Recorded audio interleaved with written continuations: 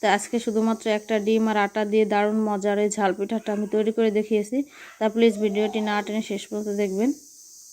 এখানে আমি 1 কাপ পানিতে বলক তুলে নিয়েছি এবং দিয়ে দিলাম 1 চা চামচ তেল, রান্নার যে সাদা তেল থাকে ওইটা, এবং লবণ দিয়ে দিলাম স্বাদ মতো। দিয়ে আমি আবারও ভালোভাবে বলক তুলে নিয়েছি। এখানে আমি আটা দিয়ে পিঠা তৈরি করে দেখাবো। আপনারা চাইলে এখানে আটার পরিবর্তে চালের গুঁড়াটাও দিতে পারেন।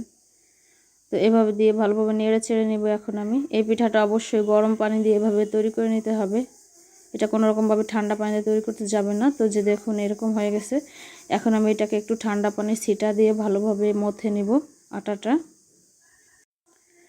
তো দেখুন আমি ডোটাকে ভালোভাবে মথে নিছি। এটা গরম গরম অবস্থায় মথে নিতে হবে। তো এই যে তেল দিয়ে আবার একটু ভালোভাবে মথে নিচ্ছি আমি। তো এই যে দেখুন এটা এইভাবে নরম হয়ে গেছে এবং সাথে সাথে আমি এটা দিয়ে পিঠা তৈরি করে নেব। এটা কোনো রকম রেস্টে রাখতে হবে না। এইভাবে হাত দিয়ে ছোট ছোট করে এরকম বলের মতো তৈরি করে নেব এভাবে করে। তো দেখুন অনেকগুলো আমি এভাবে তৈরি করে নিয়েছি এবং আটায় গড়িয়ে নিচ্ছি। যেহেতু ডিম দিয়ে ঝাল পিঠা তৈরি করব এই জন্য আমি কাঁচামরিচ, পেঁয়াজ এবং একটা টমেটো এবং কিছু ধনিয়া পাতা কুচি করে নিয়েছি এবং 2টা ডিম আগে থেকে ফেটিয়ে রেখেছিলাম ওইটার মধ্যে দিয়ে দিলাম। দিয়ে একটা মিশ্রণ তৈরি করে নিলাম। তো এটা আমি একটা সাইডে রেখে দেব। আজকে আমি পিঠা মেকার দিয়ে পিঠাগুলো তৈরি করে নেব। আপনারা চাইলে রুটি বেলেও পিঠাগুলো তৈরি করে নিতে পারবেন।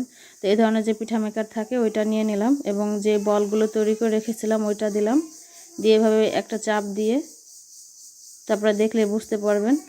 তো এভাবে একটা রুটির মতো হয়ে গেছে, দেখতেই পাচ্ছেন। এটা এখন এখানে দিয়ে নেব। আপনারা চাইলে এটা রুটি বেলে, বড় সাইজের রুটি বেলে গ্লাসের বা কন্টেনারের মুখ দিয়ে কেটে কেটে তৈরি করে নিতে পারবেন সেমভাবে। তো এইভাবে দিয়ে দিলাম। দেখুন এখন আমি আবারও চাপ দিয়ে নেব এভাবে। তো দেখুন এই যে মাশাআল্লাহ কত সুন্দর একটা পিঠা তৈরি হয়ে গেল। তো এভাবে করে করে আমি সব পিঠাগুলো তৈরি করে নেব। এই যে এখন আমি আরেকটা পিঠা তৈরি করে দেখাচ্ছি এই যে এভাবে। তো দেখুন এই যে এভাবে করে আমি সব পিঠাগুলো তৈরি করে নেব। তো দেখতেই পাচ্ছেন আমি অনেকগুলো পিঠা তৈরি করে নিয়েছি। তো এখন আমি এগুলোকে ভাজতে চলে যাব।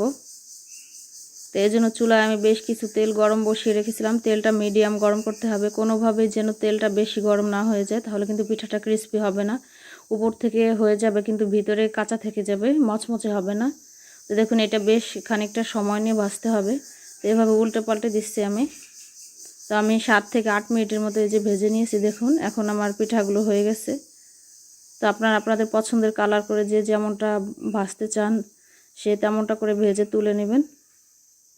দেখুন এখন আমি পিঠাগুলো তুলে নেব এই যে। তো ক্যামেরায় এরকম সাদা দেখালো, পিঠাগুলো খুব সুন্দর হয়েছিল। এই যে দেখুন মাশাআল্লাহ কত সুন্দর হয়েছে, আপনারা দেখেই বুঝতে পারতেছেন। অবশ্যই আপনারা বাসায় এভাবে একবার ট্রাই করবেন। সবার ঘরে আটা ডিম এগুলো থাকে। তো কেমন লাগলো ভিডিও অবশ্যই কমেন্ট করে জানাবেন। যদি একটু ভালো লাগে, উপকারে লাগে, অবশ্যই আমার চ্যানেল সাবস্ক্রাইব করবেন। আজকের ভিডিও পর্যন্তই। সবাই ভালো থাকবেন। আল্লাহ হাফেজ।